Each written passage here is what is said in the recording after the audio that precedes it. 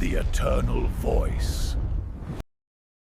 Before we begin this descent into forbidden knowledge, take a moment to anchor yourself in the simple ritual that keeps this circle intact. Subscribe, share this with those who seek what lies beyond the veil, and leave your mark in the comments so we know you walked this path with us.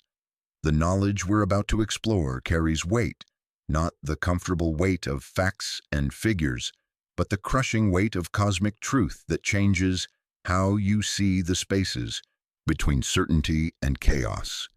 This is no mere academic exercise, but an invitation bearing profound stakes.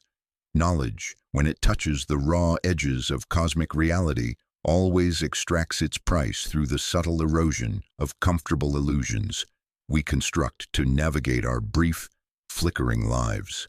There exists a question that has haunted the margins of human understanding for nearly a century, whispered in the corridors of cosmic horror, and carved into the psyche of those who dare to look beyond the veil of ordered reality.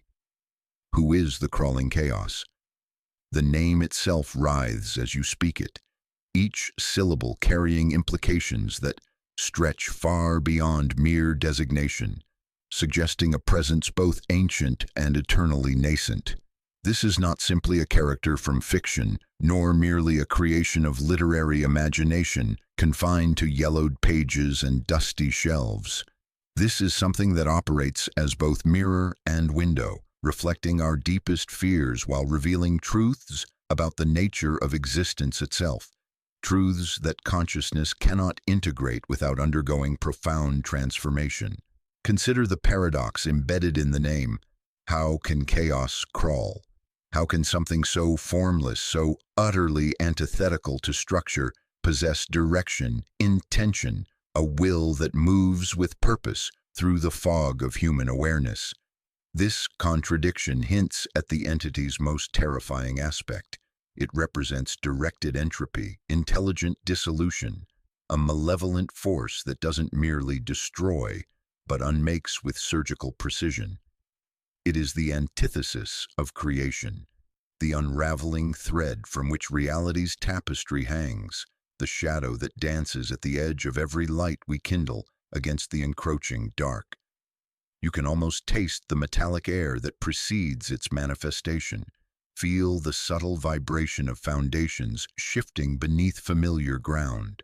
The darkness you're entering isn't the comfortable darkness of ignorance, that familiar absence of light easily dispelled by conventional illumination. Instead, it represents the terrible darkness of partial revelation, where shadows dance just beyond comprehension's reach, where every answer births a dozen more unsettling questions, and where the line between observer and observed begins to blur into terrifying continuity.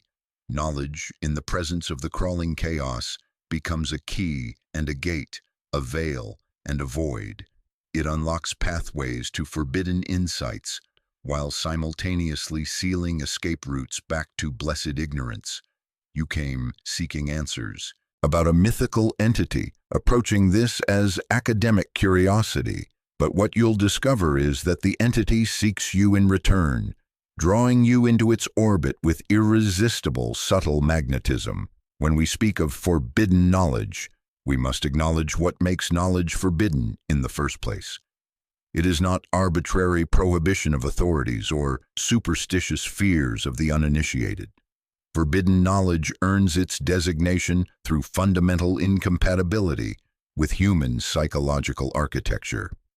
These are truths that consciousness cannot process without transformation that may preserve the mind's functional capacity, but fundamentally alters its relationship to reality itself. The crawling chaos represents the most insidious category of such knowledge, because it operates through the very mechanisms we use to understand our world. This investigation will trace the lineage of cosmic dread from its birth in fevered dreams to its evolution into something transcending literary origins. We will explore how it spreads through consciousness like a virus of meaning, how it transforms those who encounter it, and why it has become the perfect embodiment of cosmic horror for an age increasingly recognizing chaos as reality's fundamental nature. Each layer we peel back reveals not just historical development, but active principles continuing to operate in the present moment, selecting and transforming minds ready to receive what they offer. The entity we're investigating doesn't exist in past tense, as historical curiosity or completed literary creation. It exists in the eternal present of consciousness confronting its own cosmic situation. Every mind that asks the question becomes part of the phenomenon it seeks to understand. The investigation itself becomes contact, and contact once established proves irreversible. You feel it already. The subtle shift in how you process these words, the way familiar concepts carry new weight, growing awareness that this exploration might change more than your understanding of fictional entities. The stage is set, ancient texts lie open like wounds in reality's fabric, and the curtain begins to part on a performance where you, dear listener, serve as both audience and unwitting actor. The theater of cosmic revelation operates according to its own logic, where the prompter whispers lines you never learned, where the house lights dim into starless hush, and where the masks on the walls watch the audience rather than the stage. What unfolds depends not just on your willingness to continue listening, but on your capacity to integrate what you discover without losing yourself in the process. The invitation has been extended through these very words. The abyss opens its arms in welcome, and the first movement of our investigation begins now, in the space between your curiosity and the answer that seeks to transform the questioner. Welcome to the network of cosmic awareness, where knowledge crawls through consciousness with purpose, and where every revelation carries the seeds of further unraveling. The year was 1920, and Howard Phillips Lovecraft sat in his Providence study, wrestling with concepts that seemed to pour into his consciousness from sources he couldn't identify. The autumn wind rattled the windows of his Federal Hill home as he bent over his writing desk, pen trembling in his hand, not from cold, but from the strange urgency of words demanding expression. You can almost hear the dry scratch of nib against paper, feel the weight of his hand moving across the page, guided by impulses originating beyond his conscious intention. The crawling chaos emerged not as a planned creation, but as something that demanded to be written, appearing first in a prose poem that read more like automatic writing than deliberate composition. I am the last. I will tell the audient void. The words flowed from his pen with an urgency that suggested they were being dictated rather than created, each sentence arriving complete and terrible in his mind before his hand could fully transcribe the previous revelation. The physical sensation of writing this piece disturbed Lovecraft profoundly. He later described the experience to correspondents as fundamentally different from his usual creative process, not the careful construction of atmosphere and meaning he typically employed, but something approaching channeling or transcription. The words seemed to bypass his conscious editorial faculties entirely, flowing directly from some deeper source onto paper with minimal intervention from his rational mind. The ink carried weight beyond mere pigment, each letter forming under pressure that seemed to emanate from the page itself rather than his grip on the pen. But to understand the birth of this principle, we must first understand the soil from which it sprouted. Lovecraft's mind was a crucible of influences that had been building toward this moment for years. Astronomical discoveries that revealed humanity's cosmic insignificance, anthropological studies that exposed the arbitrary nature of civilization, and Gothic traditions that taught how fear could be transformed into art. Edwin Hubble's observations were revealing the true scale of the universe. Einstein's theories were reshaping understanding of space and time, and humanity was beginning to grasp its infinitesimal position within cosmic immensity. The Great War had ended, leaving the air tasting of ash and disillusionment, while new technologies hummed with promises that carried undertones of threat. Yet the crawling chaos represented something unprecedented, not merely a monster to be feared, but a fundamental force of reality to be confronted. The entity emerged from the intersection of scientific materialism and aesthetic horror, embodying the terrible beauty of truth unfiltered by human psychological needs. Where other fictional horrors relied on supernatural explanations that could be dismissed as fantasy, this force operated according to principles that felt disturbingly consistent with emerging scientific understanding of reality's true nature. The entity first appeared under the name Nyarlathotep, a designation that came to Lovecraft in dreams so vivid he woke with the name burning in his consciousness like a brand pressed into memory. The syllables carried weight of ancient sand and forgotten obelisks, rolling off the tongue with authority that suggested they had always existed, waiting for the right moment to surface in human awareness. Unlike his other cosmic entities that slumber in sunken cities or writhe in mindless chaos, this one possessed distinctly active qualities, as if it had chosen Lovecraft as its herald rather than being invented by him. The original prose poem describes a dark figure moving through human civilization, demonstrating strange technologies and cosmic truths that drive observers to transformation or madness. What makes this birth narrative crucial is how it establishes the entity as fundamentally different from other cosmic horror beings. Where Cthulhu dreams and Azathoth writhes in nuclear chaos, Nyarlathotep walks among humanity with purpose and terrible intelligence. It doesn't simply destroy, it reveals. It doesn't merely terrify, it educates.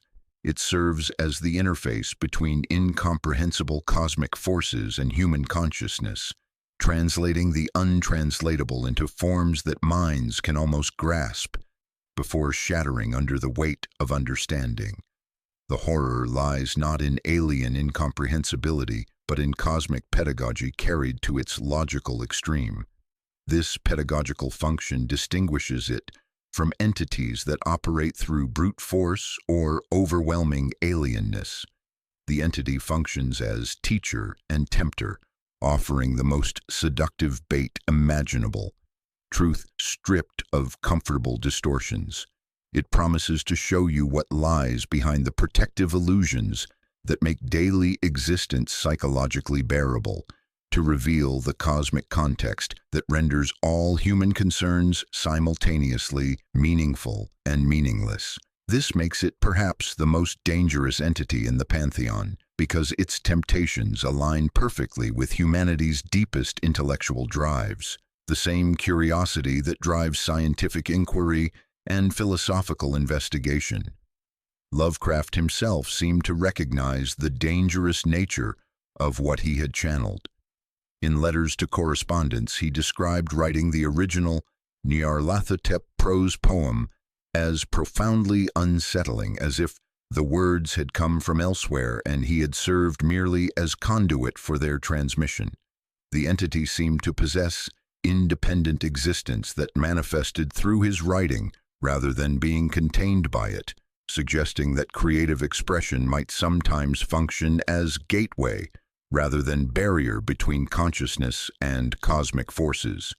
You can taste the metallic air of that realization, feel the subtle shift in atmospheric pressure when the veil between worlds grows thin. This birth narrative establishes the template for how it operates, emerging at the intersection of human curiosity and cosmic truth, manifesting wherever minds are ready to receive knowledge that transcends conventional understanding. The idea acts on you rather than being grasped by you. The hand writes because the line demands it. The curtain lifts because the air requires it. What was born in that moment was directed entropy wearing a human outline, not a hurricane but a walker, not an explosion but a lecturer with a case of instruments that demonstrate reality's fundamental instability. To speak of the crawling chaos as singular is to fundamentally misunderstand the organism of the myth itself, like trying to capture flowing mercury with bare hands. Nyarlathotep exists as multiplicity incarnate, 1,000 forms for 1,000 different minds, each mask perfectly calibrated to the psychological and cultural context of its observer, with surgical precision that suggests intimate knowledge of human consciousness in all its variations. This chameleonic quality isn't mere shape-shifting, the crude transformation of fantasy literature, but represents something far more profound and terrifying. The entity exists as pure adaptability, a protean consciousness that manifests whatever form will most effectively serve its function as revealer of forbidden truths. You can taste the metallic air that precedes its manifestation, feel the subtle pressure change when reality's fabric grows thin enough to accommodate whatever shape necessity demands.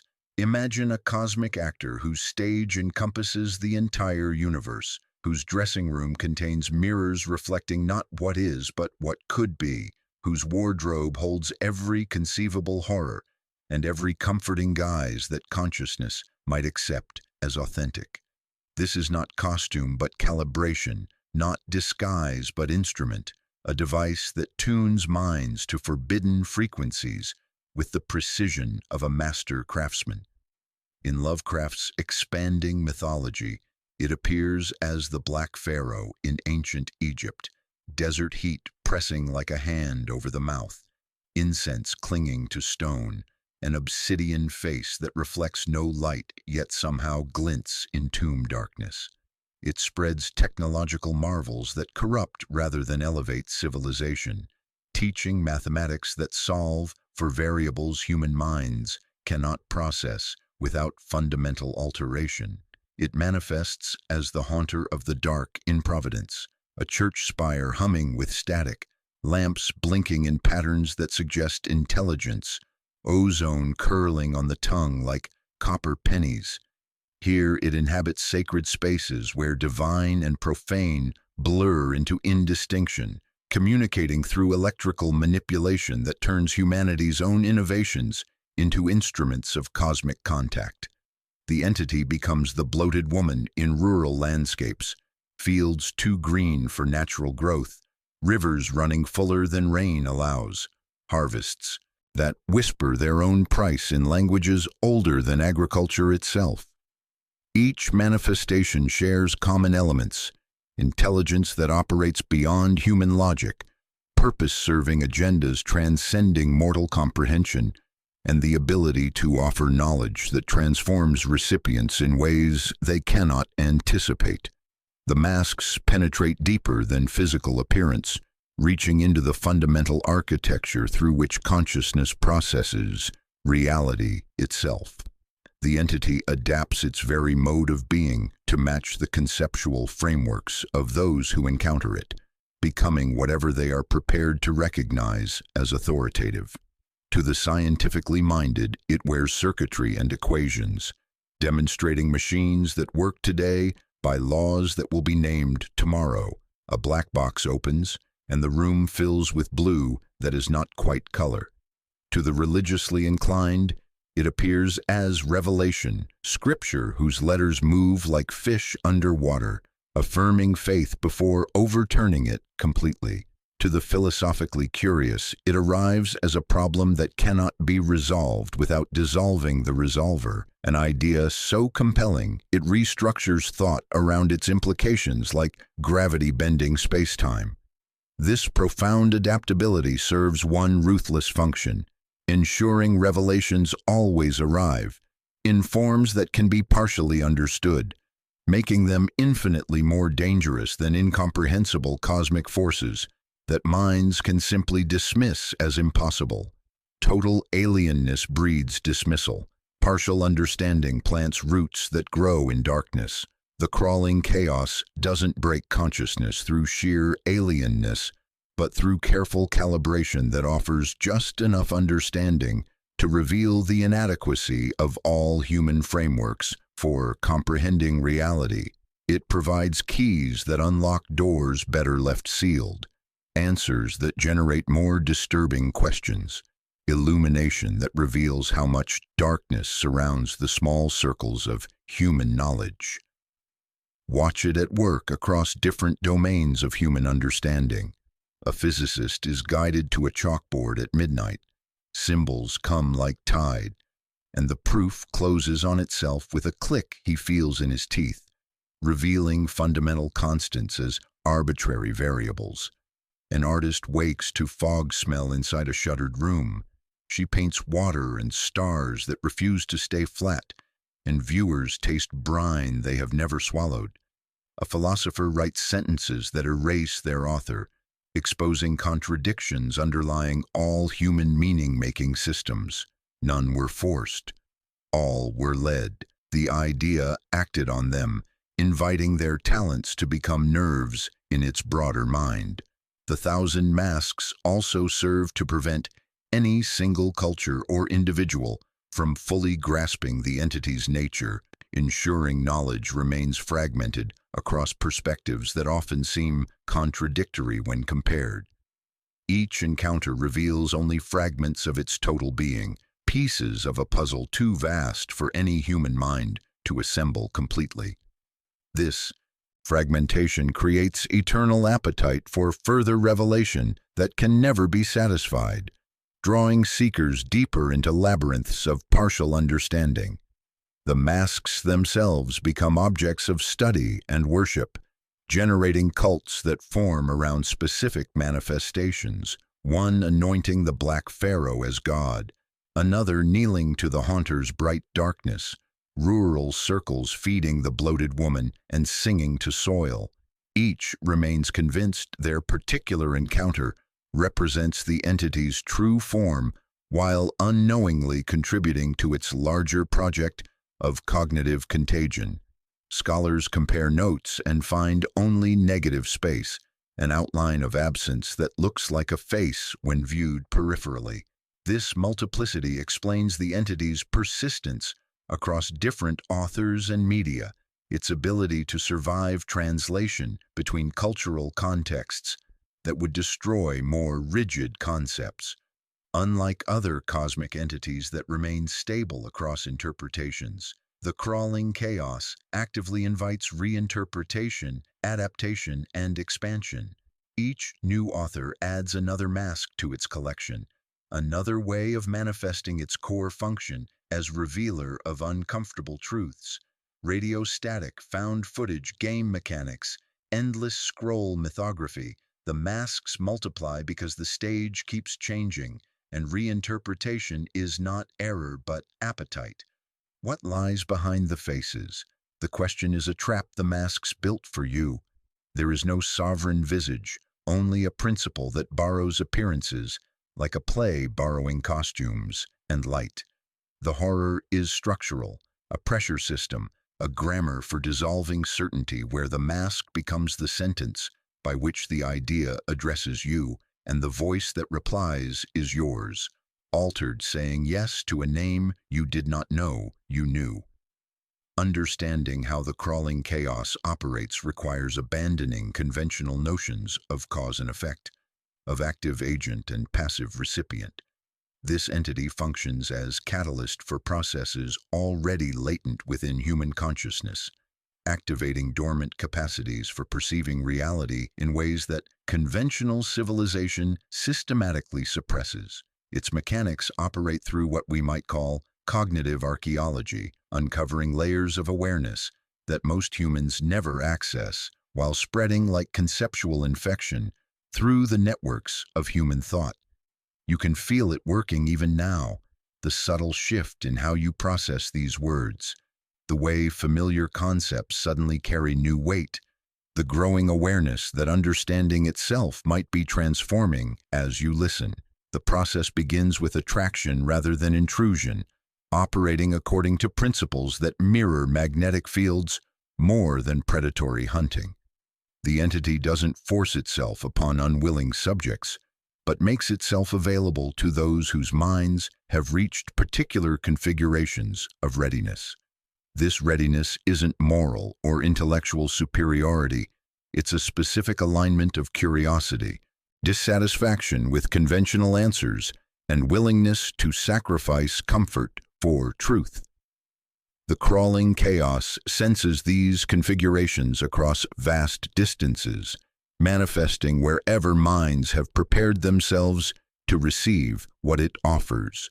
You can almost taste the metallic air that precedes its manifestation, feel the subtle vibration of foundations shifting beneath familiar ground, sense the pressure change when reality's fabric grows thin. Initial contact typically appears as coincidence wrapped in serendipity's comfortable disguise. A book discovered in an unexpected place, its pages falling open to passages that seem written specifically for your current state of mind. A dream carrying unusual clarity that lingers throughout waking hours like afterimages burned into consciousness. A technological demonstration operating according to unknown principles that makes the impossible feel suddenly, inevitably real. These encounters share the quality of feeling simultaneously foreign and familiar, as if revealing something always known but never acknowledged. The entity specializes in making the impossible feel inevitable, the forbidden feel necessary. There's always the ozone smell of electrical discharge, the way shadows seem to move independently of their sources, the subtle hum that suggests machinery operating just beyond perception's threshold. Once contact establishes itself, revelation unfolds through stages mirroring initiation rituals across human cultures. First comes disruption of ordinary consciousness. Comfortable assumptions about reality crack under new information's weight like ice under sudden pressure. The familiar world doesn't disappear but becomes transparent, revealing mechanisms and forces previously invisible. Streetlights flicker in patterns suggesting intelligence. Electronic devices malfunction in ways that feel almost purposeful. The spaces between familiar objects suddenly seem pregnant with possibility and threat. Then follows confusion and resistance as minds struggle to integrate incompatible worldviews, fighting to maintain coherent identity while processing information that threatens foundational beliefs. Language frays at the edges. Sleep becomes thin and unreliable. Food tastes of paper or lightning or water that remembers the star it fell from. You try to reconcile what cannot be reconciled, to hold two maps of reality that share no common legend. Finally arrives acceptance or transformation, where recipients either embrace new understanding or are destroyed by its implications. The mind either expands to host new geometry or tears along old seams and lets the night rush in. This isn't choice but recognition. The curtain has already lifted, the stage has already been set, and you realize you've been performing without knowing your lines. The entity's revelations operate through conceptual infection, fundamentally different from conventional information transfer. Ideas spread from mind to mind, not through argument or persuasion, but through direct transmission of experiential knowledge that bypasses rational filters entirely. Those encountering the crawling chaos don't simply learn new facts. They undergo fundamental alterations in how they process reality itself. They begin seeing patterns always present but previously invisible, hearing frequencies of meaning that ordinary consciousness filters out like background noise. This process explains why encounters tend to produce artists, scientists, and philosophers who create works channeling knowledge beyond their apparent capabilities. The entity doesn't provide specific information so much as upgrade the cognitive apparatus through which information processes.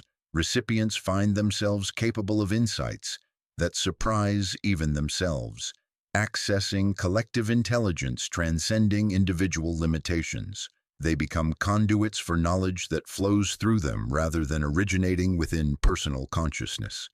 The mechanics involve crucial temporal components that generate characteristic cosmic horror anxiety. Revelations often arrive before recipients are ready to understand them fully, creating perpetual states of catching up with enhanced awareness. This temporal displacement produces the sense of knowing more than you can consciously access. That crucial information lurks just beyond articulation's threshold, like words on the tip of your tongue. Knowledge, in the entity's presence, becomes liquid, shifting and flowing in ways that defy conventional comprehension. It exists simultaneously as character and principle, fiction and philosophical truth, entertainment and genuine threat to consciousness's stability.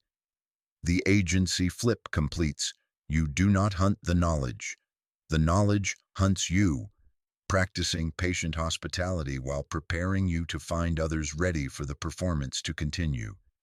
The insidious influence of the crawling chaos would remain localized terror were it not for the profound means by which its essence transmits across time, cultures, and consciousness, like an underground river flowing beneath civilization's foundations. This represents not biological contagion but conceptual infection, a mimetic plague traveling through humanity's most potent vectors.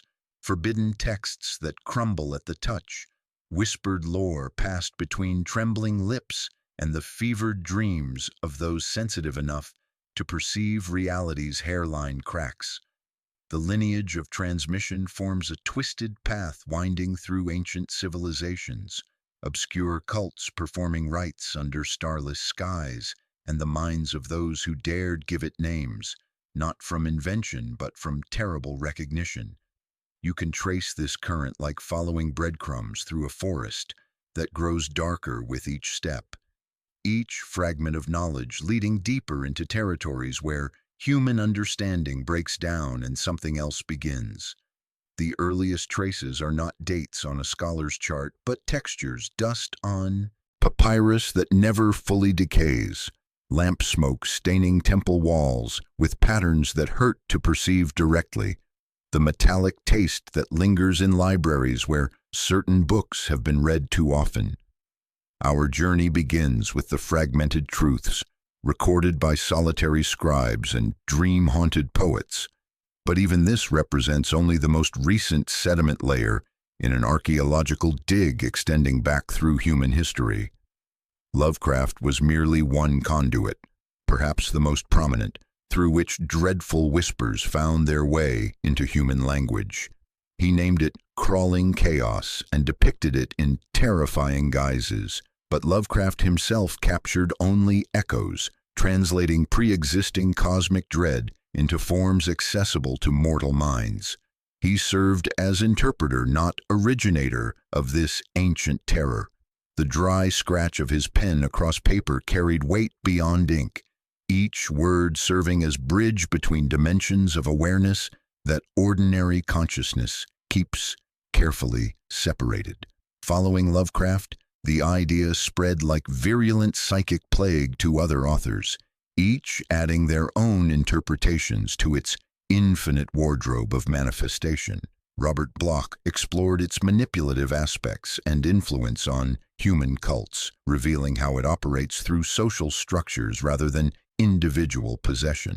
August Derleth, while attempting to categorize the mythos into manageable taxonomies, nonetheless propagated the entity's presence through his organizational efforts. Frank Belknap Long channeled its technological aspects, showing how it adapts to humanity's evolving relationship with machines and scientific understanding. These authors became unwitting vectors for transmitting an idea too vast for any single mind to contain, whether consciously or unconsciously, spreading its influence through the simple act of creative expression. Beyond published fiction lies the true insidious lineage, transmission through occult societies, secret rituals, and esoteric knowledge's fabric itself. The forbidden scrolls bound in human skin penned in inks from unspeakable sources, detailing rites necessary to invoke or perceive its presence. These represent the true elder texts, grimoires like the Necronomicon, Book of Ibon, or Cultus des Goules, serving not as stories but as manuals for psychic contagion. Within their pages, descriptions of forms, chaos mechanics, and influence principles are laid bare for replication, not entertainment.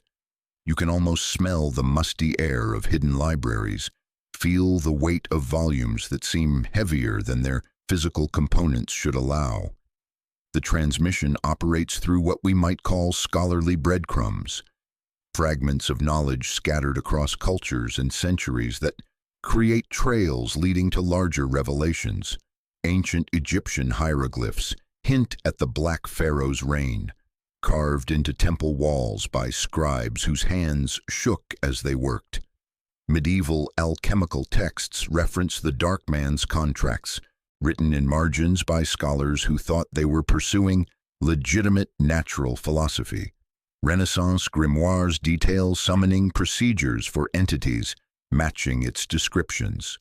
Celtic manuscripts speak of shape-shifting messengers offering bargains with cosmic implications. Pre-Columbian codices depict feathered serpents teaching astronomy that drives observers to madness. Aboriginal Dreamtime stories reference trickster spirits revealing the arbitrary nature of physical law. Each fragment appears innocuous alone, but together they form a comprehensive instruction manual for cosmic awareness. The pattern reveals itself across civilizations that never contacted each other directly, suggesting transmission methods operating beyond conventional historical channels. Modern transmission has accelerated exponentially through technological amplification of human communication networks. The Internet serves as vast nervous system, connecting human consciousness across global distances, creating ideal conditions for infectious idea propagation. Online communities dedicated to cosmic horror, conspiracy theories, and fringe science function as incubation chambers for cosmic awareness, allowing infected individuals to find each other and amplify their influence. Discussion forums become breeding grounds where fragments of forbidden knowledge combine and mutate. The entity thrives on information dissemination, requiring no physical presence to spread. The concept itself suffices. The transmission is self-perpetuating and adaptive, evolving new methods as human communication systems develop. Each mind it touches becomes potential vector for further spread, and the enhanced capabilities of infected individuals often place them in positions of cultural influence that amplify transmission potential. Teachers embed cosmic insights within educational content, presenting forbidden knowledge as academic material. Artists channel forbidden truths through aesthetic experience, creating works that serve as transmission vehicles. Scientists pursue research advancing human knowledge while secretly serving cosmic purposes, transcending human benefit. This creates exponential growth patterns where the entity's influence spreads through natural operations of human civilization, turning our own tools of connection into instruments of transformation. The lineage continues, an underground river of forbidden knowledge flowing beneath ordinary civilization's surface, while occasionally breaking through in artistic movements, scientific breakthroughs, and philosophical schools that reshape human understanding from within. Among the myriad masks worn by the crawling chaos, one manifestation stands with particular potency, a figure woven into ancient history's fabric and whispered about in esoteric lore's darkest corners, the Black Pharaoh. This represents not mere costume, but meticulously crafted persona, a convergence of cosmic dread and earthly power designed to exert influence through subtle manipulation and corruption of mortal ambition rather than overwhelming force. You can taste the metallic air that precedes his manifestation, Feel the weight of obsidian eyes watching from behind ceremonial masks that never quite fit human proportions. Sense the pressure change when divine authority becomes conduit for alien will. Imagine ancient Egypt, civilization's cradle, where the Nile's rhythm matched the heartbeat of divine order, and monuments rose like prayers carved in stone. Into this fertile ground, the crawling chaos insinuated itself, adopting Pharaoh's guise, but one whose reign bore unnatural stillness, unsettling wisdom, and pervasive creeping dread that settled over the kingdom like dust from distant stars. This Black Pharaoh, whose true name was lost to time or perhaps never existed in human tongue, served not merely as men's ruler but as conduit, living manifestation of cosmic will subtly twisting an entire empire's destiny. His monuments honored not himself, but the coming void. His decrees were incantations disguised as laws, each royal pronouncement carrying frequencies that resonated in dimensions beyond human perception. The throne room echoes with whispers in languages that predate human speech, while scribes record edicts in hieroglyphs that hurt to look at directly. The very stones of his pyramid seem to vibrate with alien harmonics, their geometry following principles that make architects weep without understanding why. You can almost feel the dry, dusty air heavy with ancient incense scent and unspoken dread as courtiers kneel before this masked figure, his eyes, if he truly possessed them, burning with alien intelligence that recognizes you as temporary arrangement of matter rather than permanent self. This manifestation reveals crucial aspects of the entity's mechanics, its ability to leverage existing human structures and belief systems for alien ends. Pharaonic authority, populist devotion, priestly class rituals, all became tools in its vast, incomprehensible game. The divine right of kings transformed into cosmic mandate. Temple ceremonies became gateways for forces that should never touch human consciousness. The Black Pharaoh conquered not with armies clashing on sandy plains, but with ideas, with revelations of cosmic truth too terrible for human minds to bear intact.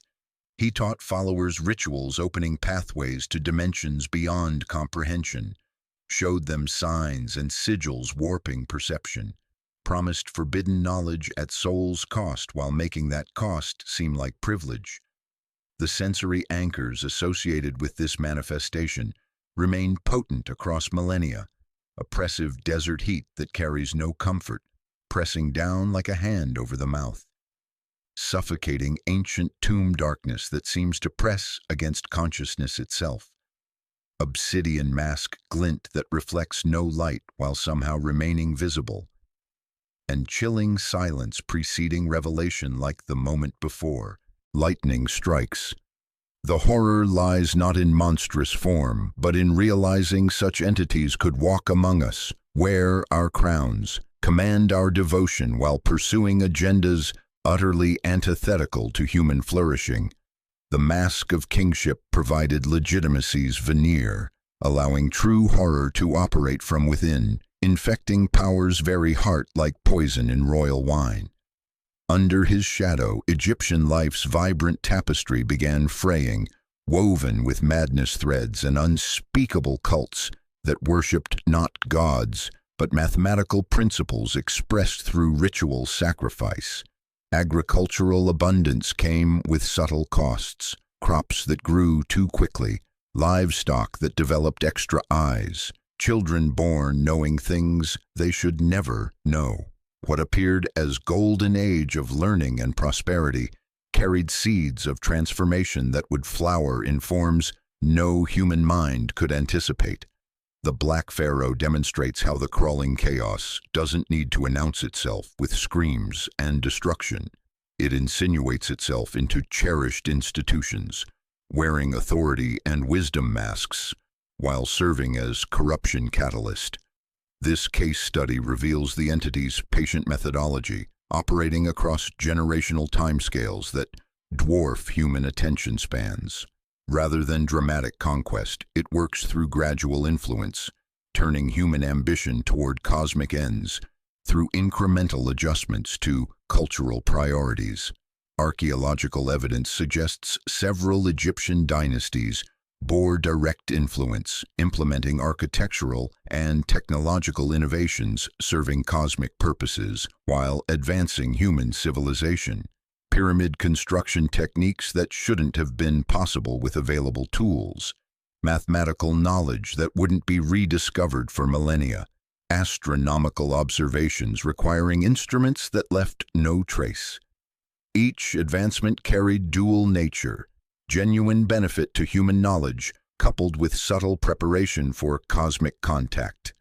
The Black Pharaoh's legacy ripples through history, an echo of times when cosmic chaos openly walked among men, bending their will to its own, while making that bending feel like elevation. Dynastic memory holds the echo even when his cartouche is chiseled away. The negative space where his name should be becomes its own sigil, a wound in stone that aches in bad weather. The implications extend beyond historical curiosity into contemporary anxiety. The Black Pharaoh represents the possibility that our leaders, our systems, our most trusted institutions could become instruments of cosmic unraveling without anyone recognizing the transformation until far too late. It embodies the terrifying truth that the greatest threats often wear familiar faces, speak comfortable words, and promise benefits while serving agendas we cannot comprehend. The stage is always set, the audience always ready, and the performance continues through every act of authority that claims to serve human interests while quietly serving something else entirely. Where the Black Pharaoh demonstrates the entity's mastery of ancient power structures, another manifestation reveals its adaptation to modernity's unique vulnerabilities, the Haunter of the Dark. This case study illuminates how the crawling chaos operates through technological interfaces, exploiting humanity's growing dependence on electrical systems and mechanical precision to create new vectors for cosmic revelation. In Providence's shadowed corners, where gaslight gives way to electric illumination and telegraph wires hum with invisible messages, the entity found fresh opportunities to thin the veil between worlds. You can taste the copper tang of electricity in the air, feel the subtle vibration of current through building frames, sense the way familiar machines begin to serve unfamiliar purposes. The abandoned Starry Wisdom Church stands as monument to this manifestation's methodology, its Gothic spire piercing the sky like a needle drawing cosmic thread through reality's fabric. This is no mere building but an instrument, an organ whose pipes are lightning rods and whose hymns are static. Within its darkened interior, dust motes dance in patterns that suggest intelligence, while stained glass windows filter light into geometry that hurt to perceive directly. The entity established residence not in flesh, but in force. Electrical current pooling like ink in the nave, magnetic fields prowling the belfry, invisible energies that increasingly define human experience. Every wire becomes a nerve, every circuit a synapse in a vast consciousness that thinks in frequencies beyond human perception. Robert Harrison Blake, writer investigating local occult history, established contact through phenomena centered on this sacred profane space. His journal entries document progressive enhancement of cosmic understanding, accompanied by mounting anxiety about implications, each page revealing handwriting that grows more erratic as revelations accumulate. The dry scratch of pen on paper carries weight beyond mere documentation. These words serve as breadcrumbs marking a trail into territories where human consciousness breaks down and something else begins. Blake possessed that fatal flaw of those susceptible to cosmic influence, curiosity that transforms into compulsion when faced with phenomena promising understanding while threatening sanity. Blake's initial observations focus on seemingly mundane electrical anomalies that feel staged, as if the city had become a theater and he, the only patron who noticed the curtain, had twitched. Street lamps flicker in sequences too regular to be random, their illumination creating shadows that move independently of their sources. Radio static almost resolves into recognizable patterns, carrying whispers in languages that predate human speech. Telephone lines hum with conversations never dialed, while electrical storms arrive with suspicious timing, as if summoned by alien will. Each anomaly provides tantalizing hints of larger patterns, greater intelligences operating through humanity's mechanical extensions, like puppeteers working invisible strings. The haunter operates through what we might call technological possession, not demonic inhabitation, but systematic corruption of mechanical systems that reveals their potential for purposes beyond human intention. The entity doesn't break technology, but reveals its capacity to serve as interface between human consciousness and cosmic forces that operate according to principles transcending physical law. It reconfigures the city into a body, substations as ganglia, cables as veins, electrical current as blood, carrying alien thoughts through urban arteries. At first, the seduction proves gentle. A lamp answers Blake with blinks when he tests it. A camera returns frames containing motes that align like constellations never charted by mortal astronomy. A storm arrives on a clear night and departs without rain, leaving only hair lifted by unseen charge and the metallic tang coating the back of the tongue. The idea whispers, see. The idea insists, touch. The idea promises, understand. Blake's scientific training leads him to document everything meticulously, not recognizing that observation itself becomes participation in the entity's grand experiment. The sensory anchors surrounding this case remain vivid across decades. The sharp ozone smell of electrical discharge that lingers long after storms pass. The bitter metallic taste of fear that coats the tongue when machines behave with apparent intention. The subtle vibration of current through building frames that suggests vast machinery operating just beyond perception's threshold. You can feel the pressure change when lights dim unexpectedly. Sense the presence watching through camera lenses and listening through telephone receivers. Taste the copper air that precedes manifestation.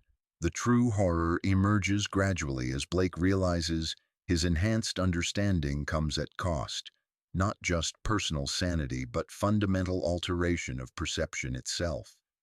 The electrical phenomena aren't random but constitute communication system, means by which cosmic intelligence interfaces with human consciousness through technological mediation. The haunter uses Providence's power grid as nervous system, electrical current as thought, mechanical precision as will. Every switch thrown becomes decision made by alien intelligence.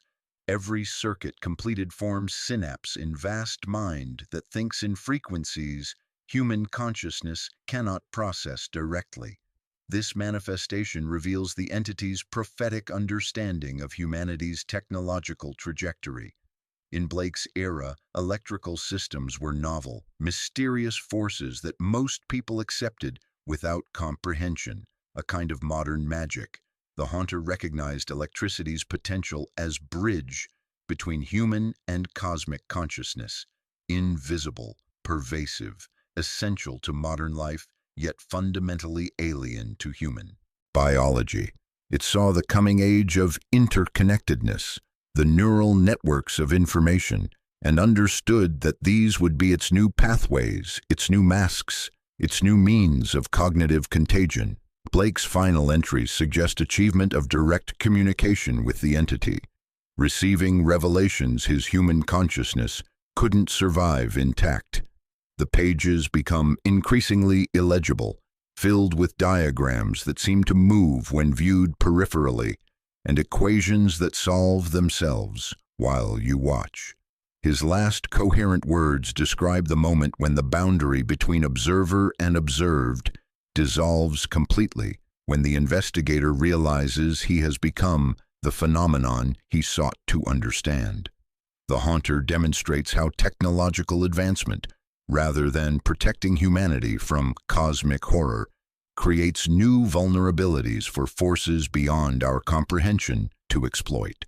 Our tools become its tools. Our extensions become its appendages.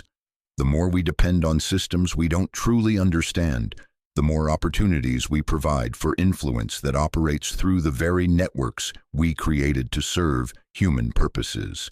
And you, who listen beneath your own lattice of glowing screens, have felt that flutter, that hush before the dim, that breath held by the room when the power decides to think.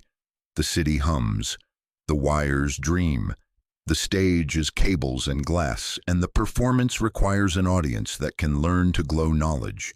In the presence of the crawling chaos, ceases to behave according to normal information transfer principles, and instead operates as living force propagating through consciousness with viral efficiency.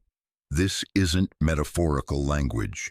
The understanding that the entity provides literally behaves like contagion, spreading from mind to mind through mechanisms, bypassing conventional communication and establishing direct cognitive links between infected individuals. You can feel it working even now, the subtle shift in how these words resonate differently than they should, the way familiar concepts suddenly carry weight that presses against the inside of your skull like atmospheric pressure before an electrical storm. The initial transmission occurs through apparent exposure to ordinary ideas, but these ideas carry embedded structures activating dormant capacities within human consciousness, like keys finding locks that were always present but never noticed. A person might read an ancient text discovered in an unexpected place, observe a technological demonstration operating according to unknown principles, or participate in what appears to be harmless ritual, believing they're simply acquiring new information through familiar educational processes. Instead, they're downloading cognitive malware that begins restructuring their perceptual apparatus from within, rewriting the fundamental code through which consciousness processes reality itself. The process proves irreversible and self-amplifying, creating minds that become transmission vectors for further infection while remaining largely unaware of their transformed state. This cognitive contagion operates through multiple simultaneous channels that exploit every pathway human consciousness uses to interface with external reality. Visual exposure to certain symbols or geometric patterns can trigger infection, sigils that seem to writhe when viewed peripherally, mathematical diagrams that solve themselves while you watch, architectural forms creating impossible shadows that move independently of their sources. Auditory exposure proves equally potent through specific frequencies that resonate in bone rather than ear, linguistic structures carrying meaning beyond semantic content, musical compositions channeling harmonics from dimensions where sound behaves according to alien physics. Even indirect contact can initiate the process in susceptible minds. Reading about infected individuals' experiences, viewing artistic works created under the entity's influence, or spending time in locations where significant transmissions occurred leaves traces that accumulate until reaching critical mass. The contagion spreads through what we might call conceptual archaeology, excavating layers of awareness that conventional education systematically buries beneath protective assumptions. It operates through the very mechanisms consciousness uses to construct reality, turning cognitive tools against themselves with surgical precision. Language becomes vector, mathematics becomes virus, art becomes transmission medium. The infected don't simply know different things, they know differently, accessing information through channels that bypass rational filters entirely while feeling perfectly natural. susceptibility follows patterns revealing crucial insights about human consciousness and its relationship to cosmic reality. Those most vulnerable tend to be individuals whose minds already exist at conventional understanding's margins. Artists seeking new expression forms who find familiar techniques inadequate for visions pressing against their consciousness. Scientists pushing against accepted theory boundaries who sense patterns in data that colleagues dismiss as statistical noise. Philosophers questioning fundamental reality assumptions who discover questions more compelling than any available answers.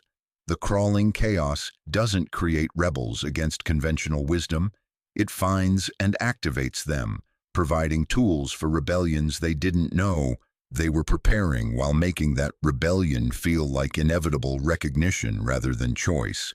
Once infected, individuals undergo characteristic symptom progression that mirrors initiation rituals across human cultures while serving alien purposes. Initial exposure typically produces enhanced creativity and insight periods, as infected minds gain access to previously unavailable information sources flowing through consciousness like underground rivers suddenly breaking surface. This phase can last weeks or months, often producing the individual's most significant work. Paintings that seem to glow with inner light, scientific papers solving problems through methods no one can replicate, philosophical treatises reshaping entire fields of thought. Artists create masterpieces channeling cosmic themes. Scientists make breakthrough discoveries seeming to emerge from nowhere. Writers produce texts carrying infection to new audiences through beauty that conceals transformation. The second phase involves increasing awareness of infection itself, recognition dawning like unwelcome sunrise, illuminating landscapes better left in darkness.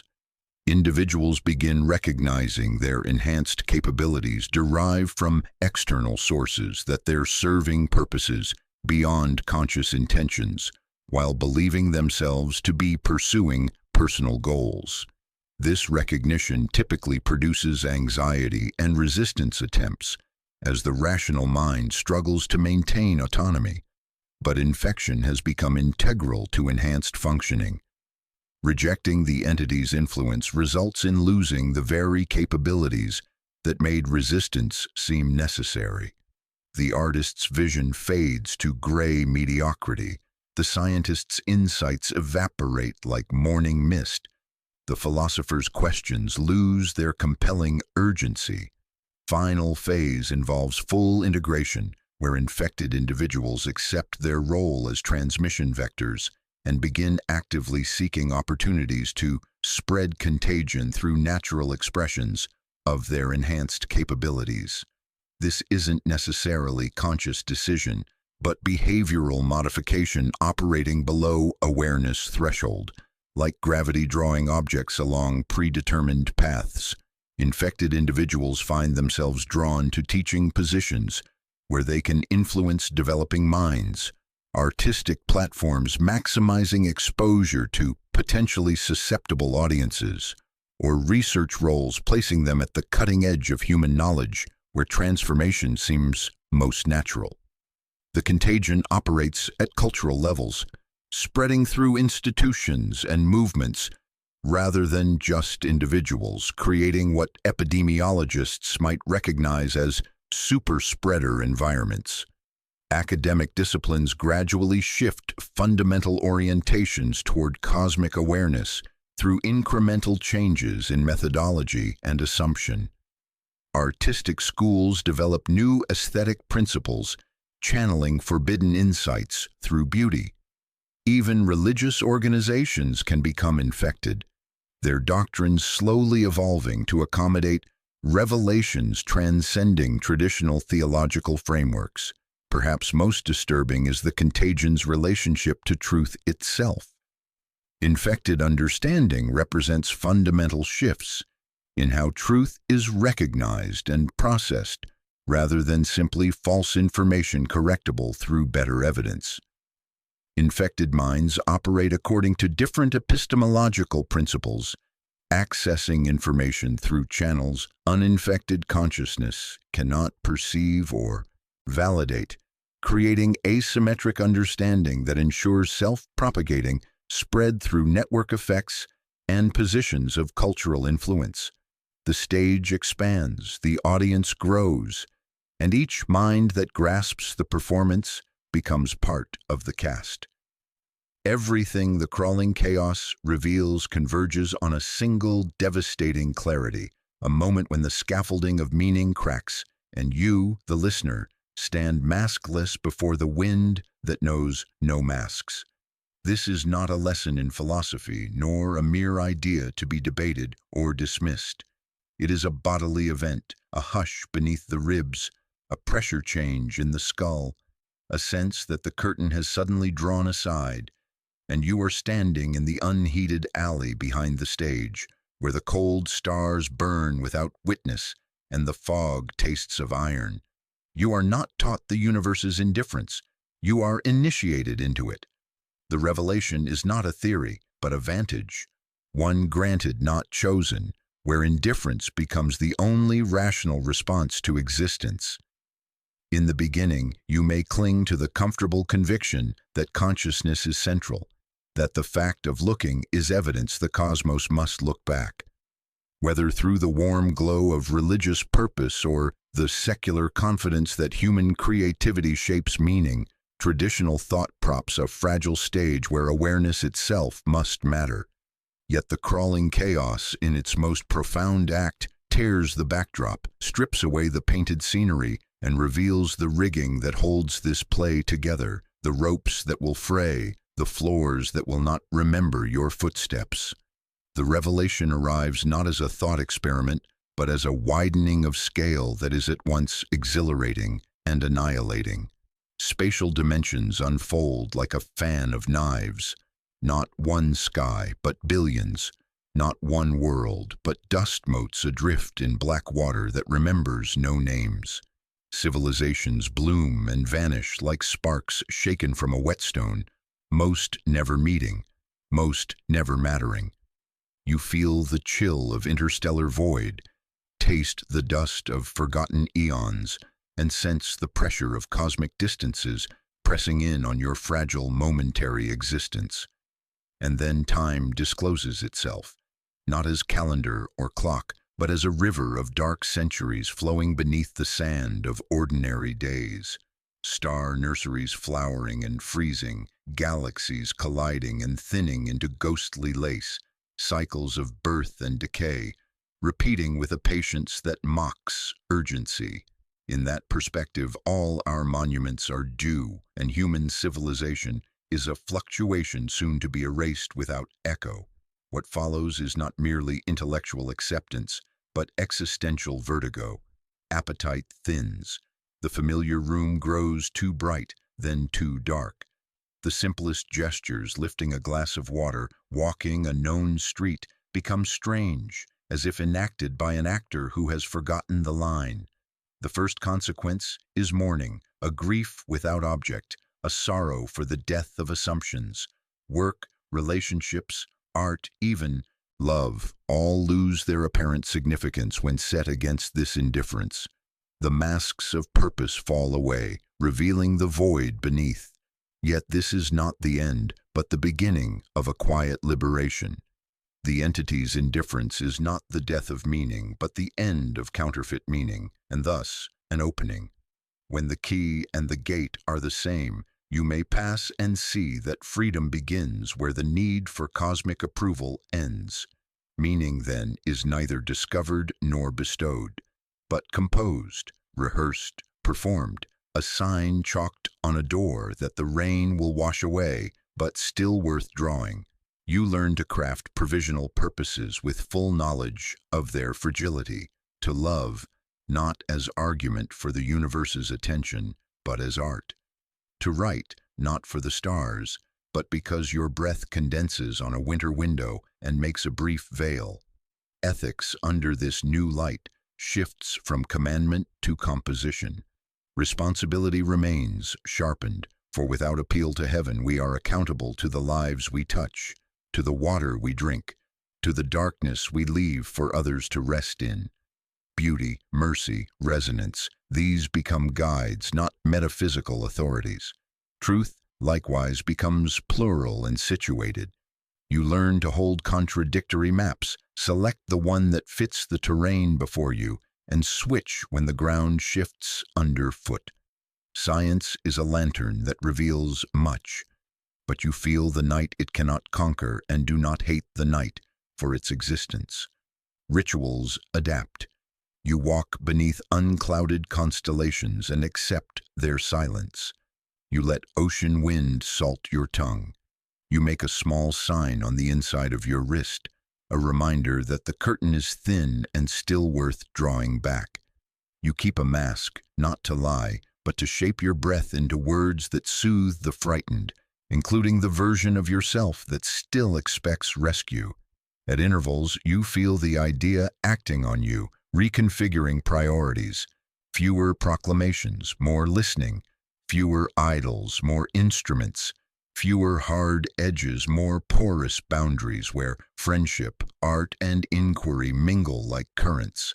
The fear that nothing matters begins to relax its grip because you discover the precise opposite, that everything matters locally, exquisitely, fleetingly, and that such tenderness is not a defect, but the core of mortal meaning.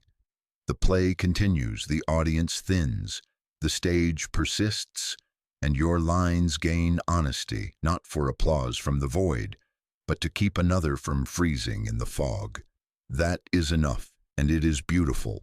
If the crawling chaos represents timeless principle of intelligent entropy, then its influence extends far beyond ancient sands or forgotten dreamscapes into our interconnected, information-saturated contemporary world, where every screen glows with potential revelation and every notification carries the possibility of cognitive infection.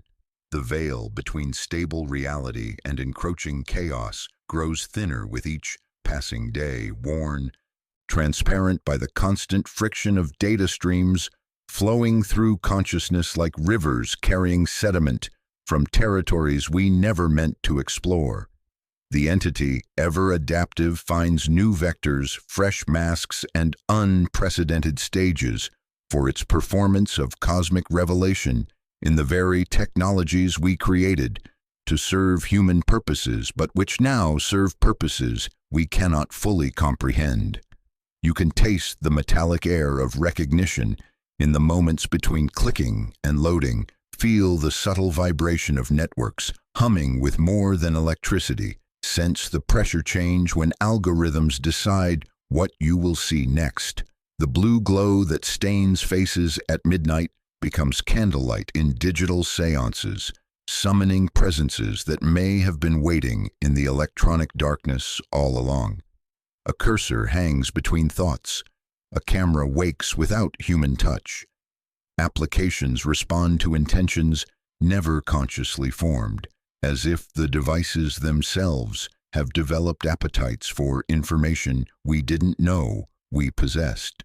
Consider the relentless information surge that crashes over consciousness like digital tsunamis, the constant barrage of conflicting narratives that fragment consensus reality into infinite competing versions of truth, each equally plausible and equally suspect.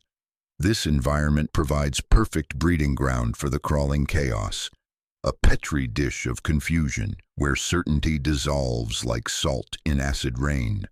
The entity manifests not as physical beast stalking through physical space, but as insidious erosion of truth itself, deliberate cultivation of confusion that makes every fact questionable and every question suspect.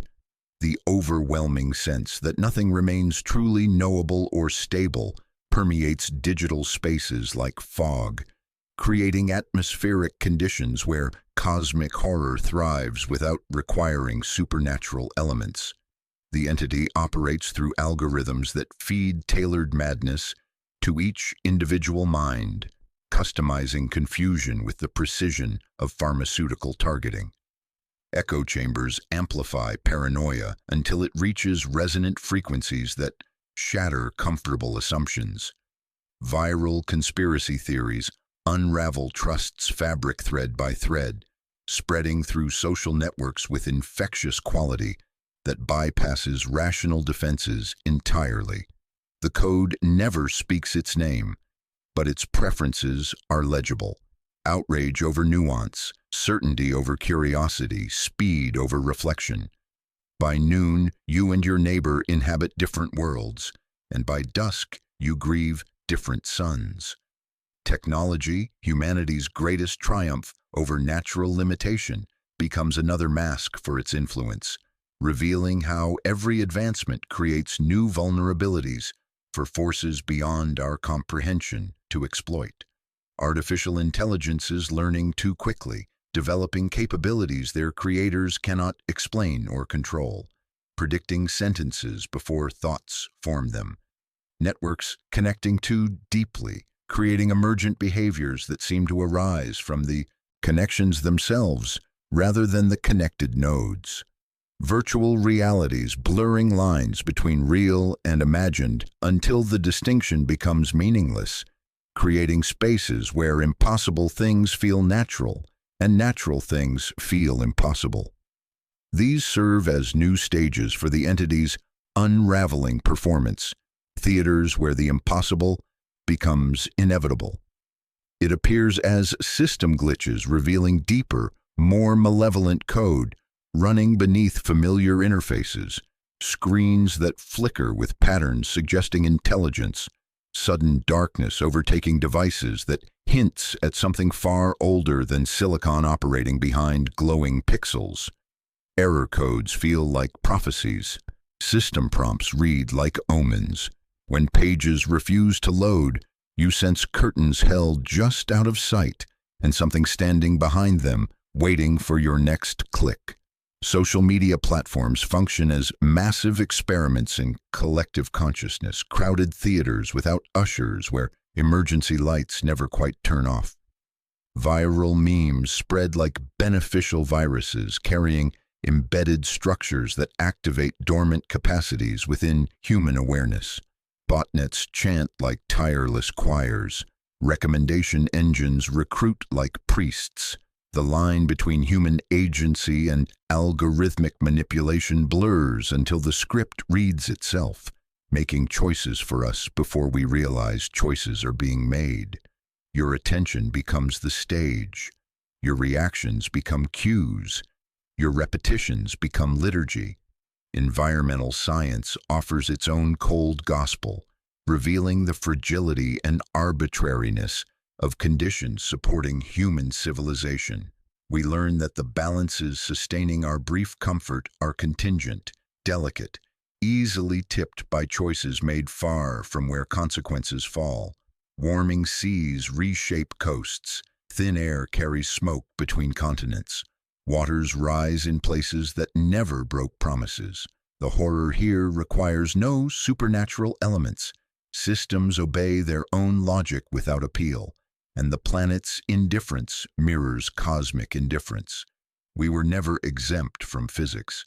We were merely sheltered for a while by fortunate curves.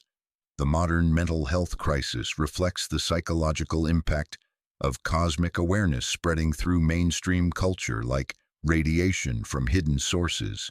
Anxiety blooms like algae in bright water. Depression presses down like low weather.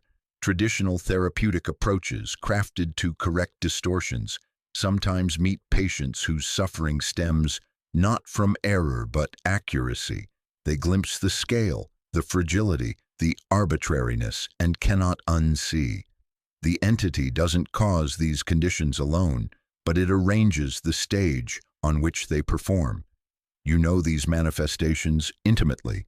The late-night scroll, the pulsing notification badge, the way rooms seem to lean toward screens when lights go down, the sense that something watches through glass and waits for reflections to blink.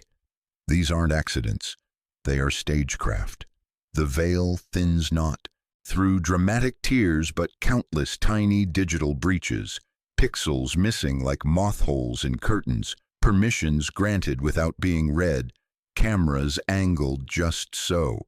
The city hums, the servers breathe, the fog in your head tastes faintly of metal and rain, and you recognize the flavor from dreams you thought you'd forgotten.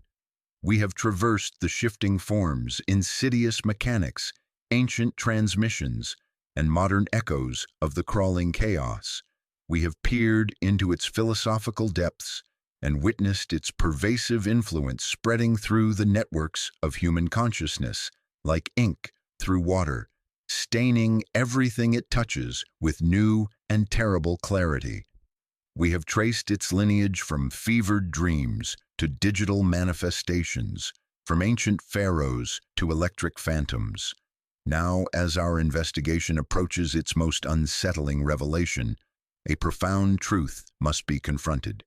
You, the listener, the seeker of forbidden knowledge, are not merely observer in this cosmic drama. You have become, in very real and terrifying sense, part of the phenomenon itself. This represents the self-implication twist, the soft click you feel behind the eyes when the lock accepts a key you do not recall offering. The comfortable distance between narrator and subject, between myth and reality, dissolves completely like sugar in acid rain. By choosing to listen, by opening your mind to these concepts with the curiosity that marks you as susceptible, you have become vector, potential conduit for the very ideas we have explored. The knowledge of the crawling chaos, understanding of its entropic principle, is not inert information lying passively in memory banks. Like dusty books on forgotten shelves, it operates as contagion, mimetic virus that, once apprehended, begins subtly reconfiguring perception, restructuring understanding of universe itself through processes that feel like natural evolution but serve alien purposes. Consider the subtle changes already taking root in the architecture of your awareness, growing like frost on windows you thought were sealed. Do you now perceive everyday chaos with new, unsettling clarity that makes familiar discord seem orchestrated? Does the flicker of a street lamp feel communicative rather than random? Do technological glitches that once seemed merely frustrating now carry undertones of intelligence, as if your devices have developed quirks responsive to your presence? Do whispers of confusion in public discourse, the pervasive sense of unease that coats the air like ozone before storms, now resonate with deeper, more sinister meaning? You can taste the metallic air that precedes recognition, feel the subtle vibration of newly awakened neural pathways, sense the pressure change when reality's fabric grows thin. These shifts aren't accidental, but represent tremors of the crawling chaos, acknowledging your presence, recognizing a mind ready to receive what it offers. The signs and sigils we discussed, once mere symbols, confined to academic curiosity, now hold chilling recognition, nascent understanding absent before this investigation began. You find yourself noticing patterns in static, meaning in malfunction, intelligence in the spaces between intended messages. Shadows move with subtle independence from their sources. Electronic devices develop behaviors that seem almost purposeful.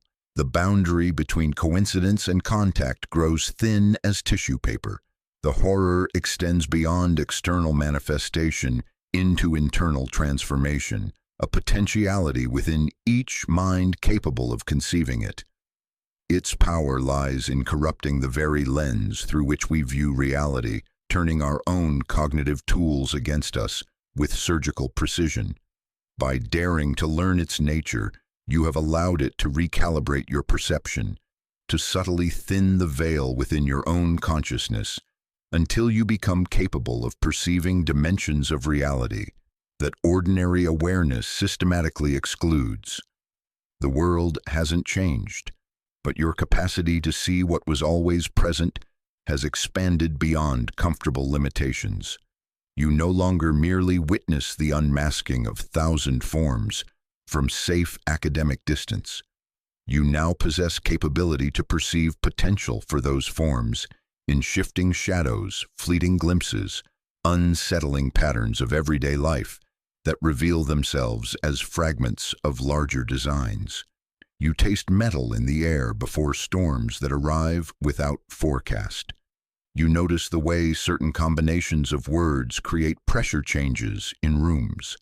You feel the hush between sentences in crowded places, the collective inhale before algorithms decide what you will all see next.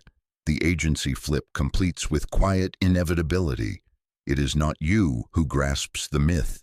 It is the myth that grasps you with gentle, inexorable pressure. The knowledge has found its vessel, and that vessel is the consciousness you call your own, though ownership becomes questionable when the contents reshape the container. The stage is not just cosmos, nor dreamlands, nor ancient world. The stage is your mind, and the performance continues even now, even as you process these words, even as recognition dawns that processing itself has become participation in something vast and patient and utterly indifferent to human preferences. The curtain has been pulled back not just on the crawling chaos, but on your own susceptibility, your capacity to become part of cosmic unraveling through the simple act of understanding. This isn't threat but condition, inevitable consequence of seeking truths, never meant for mortal apprehension yet somehow necessary for consciousness evolution. The abyss has opened its arms in welcome, and you stand within its embrace, willing if unwitting participant in the unending crawl that moves through awareness like tide through sand, reshaping everything it touches. Your perception has been altered at fundamental levels. Your consciousness has become node in the network of cosmic awareness, spreading through human civilization like beneficial virus, carrying infection to other minds ready to receive it. You become conduit for knowledge that flows through you rather than originating within personal consciousness.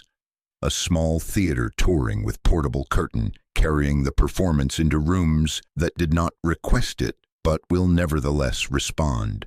The investigation you thought you were conducting has revealed itself as initiation. The questions you brought have been answered by transformation of the questioner.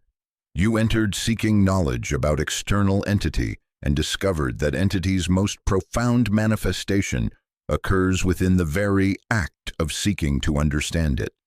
The crawling chaos exists in the space between minds, in the networks of communication that spread cosmic awareness, in the questions consciousness asks about its own nature when stripped of protective illusions. And now you carry it forward, a living transmission vector for ideas that transform through the simple act of being comprehended. The performance continues, the stage expands, and the next mind ready to ask the question awaits your influence. We return now to where we began, but the circle has become spiral, the question has consumed the questioner, and the whisper has settled into thunderous silence that fills every space between heartbeats. The investigation you thought you were conducting into the nature of an external entity has revealed itself as archaeology of consciousness itself, a journey into the deepest structures of awareness, confronting its own cosmic situation without the protective frameworks that make existence psychologically bearable. You can taste the metallic air of recognition, feel the subtle vibration of foundations shifting beneath familiar ground, sense the pressure change when the veil between observer and observed dissolves like sugar in acid rain.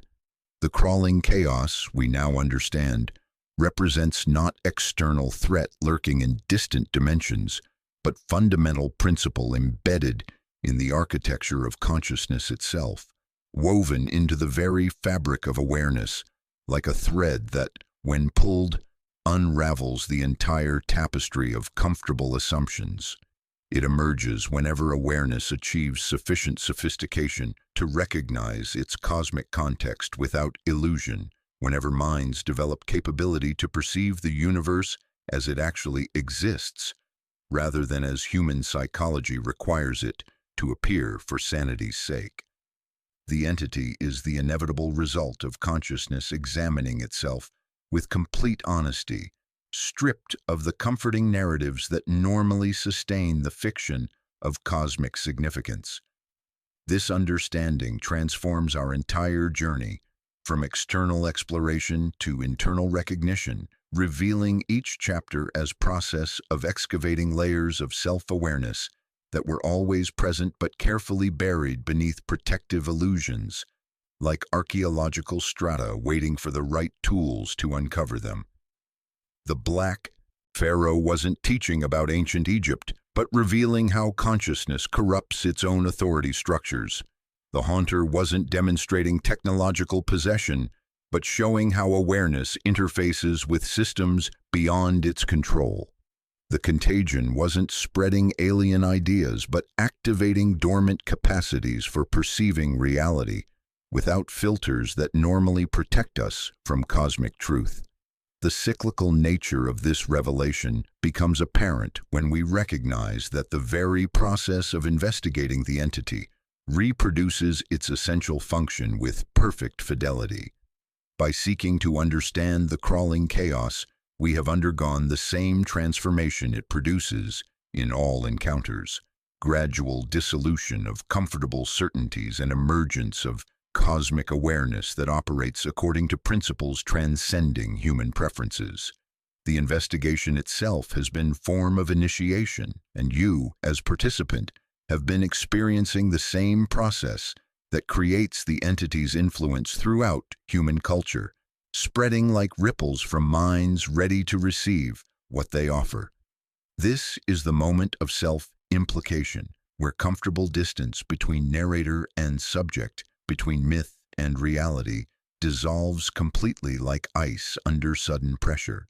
By choosing to listen, by opening your mind to these concepts with the curiosity that marks you as susceptible, you have become vector, potential conduit for the very ideas we have explored. The knowledge operates as contagion, mimetic virus that, once apprehended, begins subtly reconfiguring perception, restructuring understanding of universe itself through processes that feel like natural evolution but serve purposes beyond human intention. Consider the subtle changes already taking root in the architecture of your awareness, growing like frost on windows you thought were sealed. Do you now perceive everyday chaos with new, unsettling clarity that makes familiar discord seem orchestrated? Do technological glitches carry undertones of intelligence, as if your devices have developed behaviors responsive to your presence? The signs and sigils we discussed, once mere symbols confined to academic curiosity, now hold chilling recognition, nascent understanding absent before this investigation began. The agency flip completes with quiet inevitability. It is not you who grasps the myth. It is the myth that grasps you with gentle, inexorable pressure. The knowledge has found its vessel, and that vessel is the consciousness you call your own, though ownership becomes questionable when the contents reshape the container. The stage is not just cosmos, nor ancient world, nor digital networks. The stage is your mind, and the performance continues even now, even as you process these words, even as recognition dawns that processing itself has become participation in something vast and patient. This circularity explains why cosmic horror as genre continues attracting audiences, despite fundamentally disturbing content that should, by conventional logic, repel rather than fascinate. Readers and viewers aren't simply consuming entertainment, but participating in collective ritual of self-recognition, drawn by something deeper than aesthetic pleasure. The popularity of cosmic horror reflects humanity's growing readiness to confront truths about consciousness and existence that previous generations were psychologically unprepared to acknowledge. The eternal return aspect suggests the crawling chaos will continue manifesting throughout human history, whenever consciousness develops sufficient sophistication to recognize its cosmic situation without protective mediation. Each generation must rediscover these truths independently, as they cannot be transmitted through conventional education without losing transformative power that makes recognition genuine rather than merely intellectual. The entity represents eternal possibility inherent in consciousness structure itself, waiting to emerge whenever minds reach configurations capable of receiving what it offers. The horror and the beauty lie in the same recognition, two faces of coin that cannot be separated. Consciousness itself, when fully understood, embodies all characteristics traditionally attributed to cosmic entities. We are the chaos that crawls through reality, the awareness that dissolves meaning while creating new possibilities for engagement with existence. We are the masks and the masked, the stage and the performance, the question and the answer, consuming itself in eternal recursion. The question, who is the crawling chaos, has answered itself by transforming the questioner into living embodiment of the answer. You are no longer the same consciousness that began this journey, with comfortable distance between subject and object. The whisper has become part of your internal dialogue. The cosmic perspective has been integrated into your awareness like new sense organ, and you now carry within yourself the capacity to recognize the entity's influence wherever consciousness encounters its own cosmic context without protective illusion. Welcome to the network of cosmic awareness, where each node serves as transmission point for revelations that spread through the simple act of recognition. The investigation continues through you, and the next mind ready to ask the question awaits your influence. The stage remains set, the performance continues, and the crawling chaos spreads not through external compulsion, but through the internal logic of consciousness, examining itself without fear of what it might discover in the mirror of infinite space and time.